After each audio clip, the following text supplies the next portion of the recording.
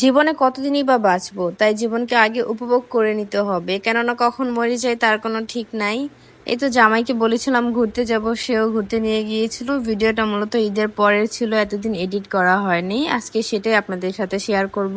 আসসালামু আলাইকুম এভরিওয়ান, কেমন আছেন সবাই? যেই কথা সেই কাজ, বাসা থেকে বের হয়ে গেলাম। এখন বাসা থেকে বের হয়ে রিক্সা নিয়ে নিয়েছি।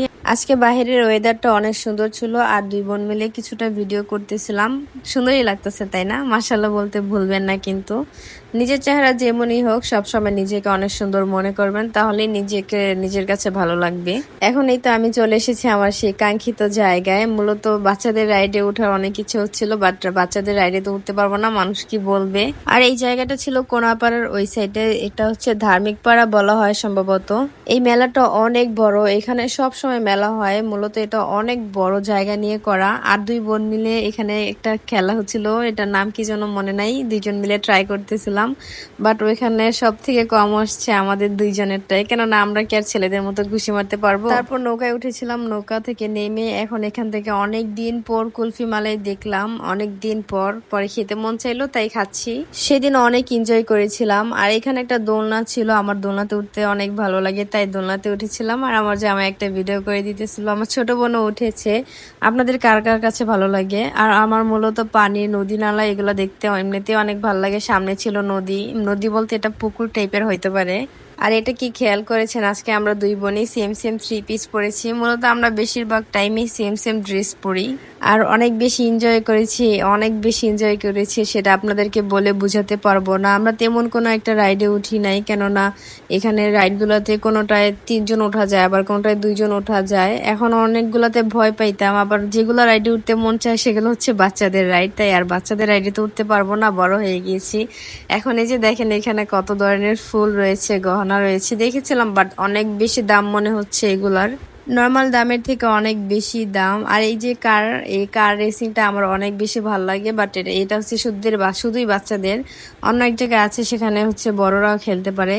আর এই পুতুলের গেমটা খেলতেছিলাম, আমার বোন একটাও ধরতে পারেনি। প্রথমবার তো সে বুঝেই নাই কিভাবে খেলতে হবে, আর দ্বিতীয়বার বুঝলেও সে আর কি ধরতে পারেনি। আমি খেলতে চেয়েছিলাম বাট আমি পারবো না জানি, তাই আমি আর খেলি নাই।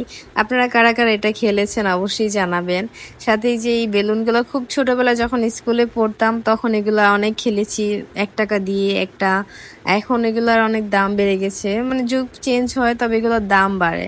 আর এখানে একটা খেলনার দোকানে এসেছিলাম, আমার ছোট ভাইয়ের জন্য একটা মোবাইল নিয়েছিলাম। ওই যে ছোট মোবাইলগুলো আছে না, যেগুলোতে গান বাজে, সেগুলো নিয়েছিলাম। আর সারাদিন ঘুরে আমার বোন অনেক টায়ার্ড, অনেকক্ষণ হয়েছে ঘুরেছি, তাই ভাবলাম কিছু খাওয়া দাওয়া করে নিই। এই তো এখানে আমরা মালাই চা অর্ডার দিয়েছিলাম, সরি মালাই চা না, এটা হচ্ছে তান্দুরি চা মেবি বলা হয়, আমার ঠিক জানা নেই।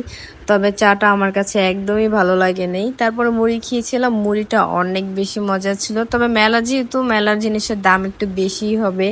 মোটামুটি অনেক কিছুই খেয়েছি। তারপর অনেক রাত হয়ে গেছে, তাই ভাবলাম যে এখন বাসায় চলে যাই। তবে অটোতে ওঠার পরে মনে হলো যে একটু রেস্টুরেন্টে যাই, আজকে আর বাসায় গিয়ে খাওয়া দাওয়া করবো না রাতে। তাই আমাদের এখানে এলাকার মধ্যে একটা ছোটখাটো রেস্টুরেন্ট ছিল, সেখানে গিয়েছিলাম। ছোটখাটোর মধ্যে অনেক সুন্দর, মোটামুটি খাবারগুলোও ভালো, তাই এখানে আমরা 3 জন মিলে গিয়েছিলাম। আর এই যে আমার জামাই সাহেব এখানে বসে আছে, এই তো আমার বোন। আমার জামাই তো অনেক ভাবে আছে, যাই হোক। আর এই যে সাথে আমিও আছি। এখানে পিজা অর্ডার দিয়েছিলাম, পিজাটা আগে খাবো, তারপরে এখানে কোল্ড কফি আর হচ্ছে চিকেন ফ্রাই অর্ডার দিয়েছিলাম। যেহেতু বাহির থেকে আরো কিছু খেয়ে এসেছি, তাই অত কিছু পেটে জায়গা হবে না। আজকে এই পর্যন্তই রইলো। আপনাদের কাছে ভিডিওটা কেমন লাগলো? ভালো লেগে থাকলে অবশ্যই একটা লাইক, কমেন্ট, শেয়ার করে দিবেন। টাটা, আল্লাহ হাফেজ।